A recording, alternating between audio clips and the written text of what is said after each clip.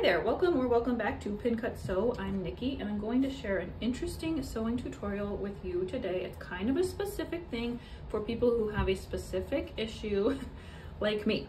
So I recently bought these sweatpants at Old Navy. They're super cute with the cinched cuffs. They're kind of a loose 90s style. My teenage daughters think they are super cool, so I bought them. However, the problem for me is that I am somewhat short-waisted.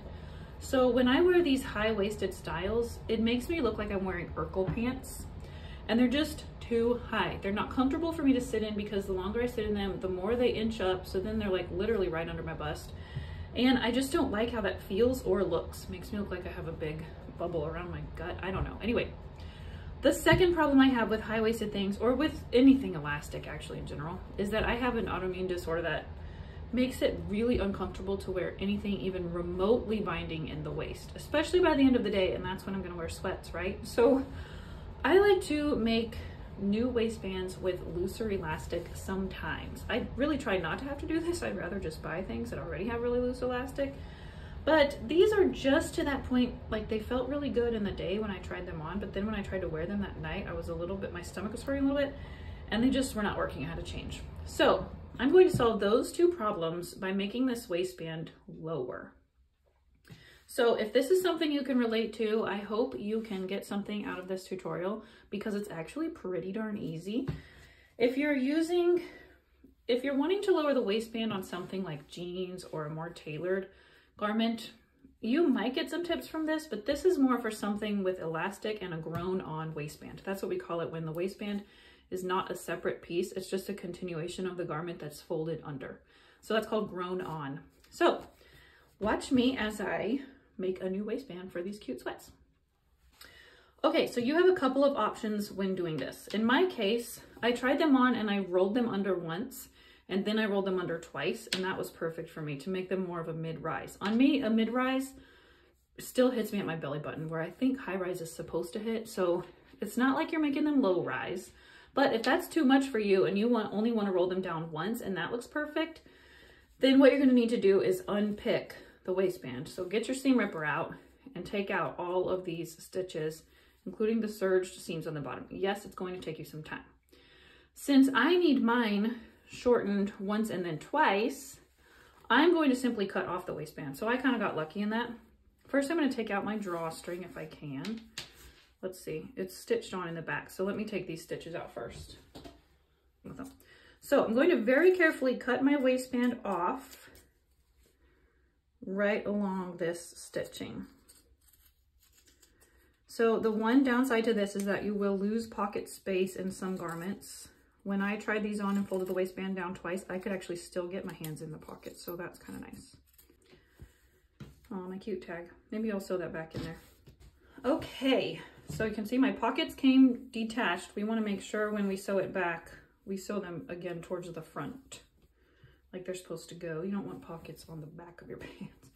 Okay, so I'm going to just sort of pin those in place, and then I'm probably going to go baste them.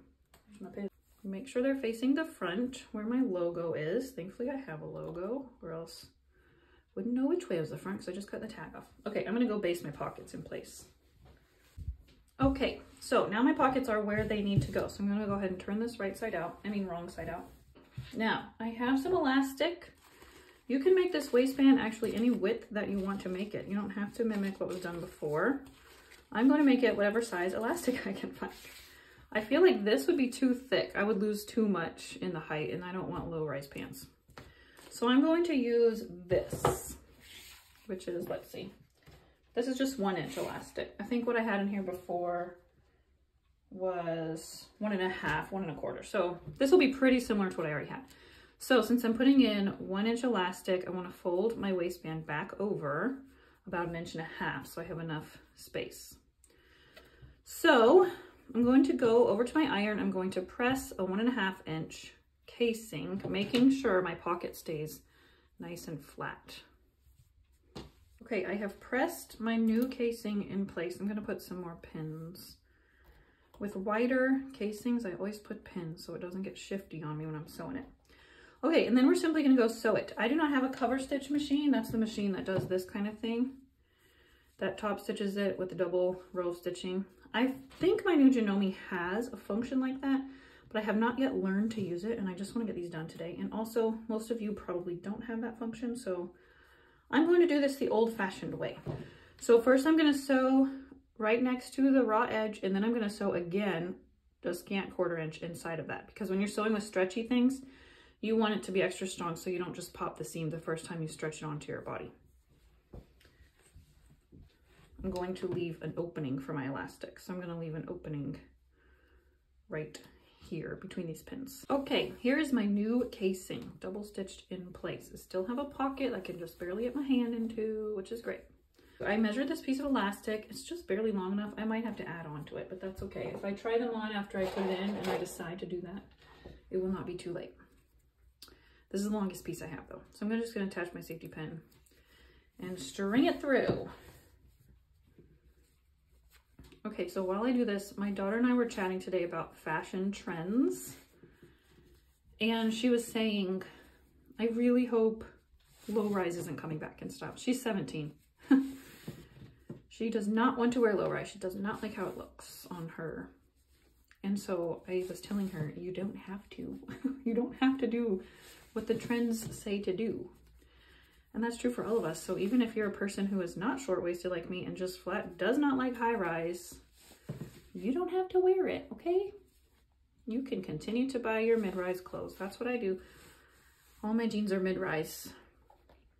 I'm with her though. I really do hope that low rise doesn't come back. I would like to think though that we have come along as a society, and now that more than just one jeans style can be in style at any given time. Because I remember the first time low rise was in style, you couldn't find anything that was not low rise, and that was super frustrating.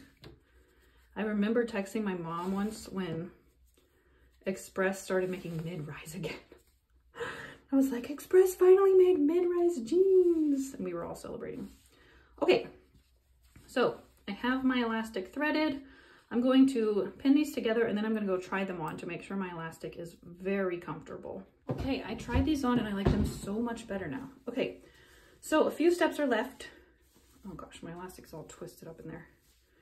Make sure you don't have any twists, and then we're going to go sew the ends of the elastic together. So I'm just going to lap the ends, stitch back and forth across this, ouch, several times. Okay, I inserted my elastic and I sewed the opening closed. And I straightened out my elastic all the way around and sort of placed pins, because this is something extra I like to do with knit waistbands. I don't know if you've ever sewed anything with a knit waistband and you see how bulky it is, especially if you're not someone who tucks in your shirts like me.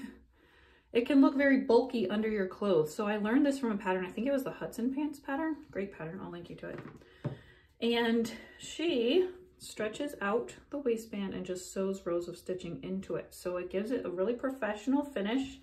It keeps your elastic from shifting and twisting, and it helps it to lay flatter under your clothes. So if you, remember I have this drawstring I saved. If you're a person who needs the drawstring, like you have a very tiny waist like my daughters, they need the drawstring because nothing is ever small enough in the waist. I don't need the drawstring. Like I said, I need it to be loose. So I have some options. If you do need the drawstring, you can sew like I'm going to. I'm going to sew 2 rows of stitching through the middle of my elastic, and then you can just cut holes and thread your drawstring along in between them. So I'll probably do that anyway, just because the drawstring is cute. Or if you don't want to, but you still like the look of the drawstring, you could make it smaller and you could just stitch it on the outside, tie it in a bow, and it could be a fake drawstring. Okay, so what I'm going to do is just go over to my machine. I'm going to sew 2 rows of stitching right through all of these layers. So let's see, I have 1 inch to work with. So I'll do it 1/4 inch from here and 1/4 inch from this stitching, and then I'll have enough room in between to thread my drawstring through it. If your machine is having trouble getting through the knit fabric without making skipped stitches, then what you need to do is get a ballpoint needle, and that should solve the problem. You can also try using a walking foot, especially if your machine's having trouble with the thick layers. You can see how I'm going to stretch the fabric from both the front and the back so that my elastic is pulled taut. And that's how you're going to sew it. It can be harder to get over the big bumps.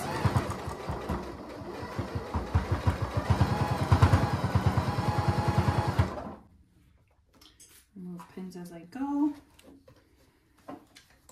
Pull the next section taut. Okay, you can see now all my stitching is done. I gave it a good press with steam so that it like sucks everything into place because it gets kind of misshapen. Okay, so now I'm going to put my drawstring back in. I did manage to zigzag my tag in. I did not make buttonholes. If this bothers you, you can make buttonholes before you ever start, but I noticed that my original pants don't have buttonholes. They just cut holes and put them in. So if it's good enough for Old Navy, it's good enough for me. Also, these are just sweats. I'm not going to dinner in these. Nobody's going to be noticing the buttonholes or lack thereof. So I'm just going to cut holes. I'm just going to thread my drawstring back through and then I'll be done. All right, drawstring inserted. I'm probably going to take a tip from Old Navy and go stitch it through the back just so it stays in place and doesn't come out in the wash because we all know how annoying that is. But they are done, and now I have a wearable pair of sweats. They're super cute. If you have any weird fitting issues about store-bought clothes or sensory issues that drive you crazy about clothes, please tell me about it in the comments so I know I'm not alone. And I will show you what these look like compared to before. I hope y'all have a good weekend. See you later. Bye.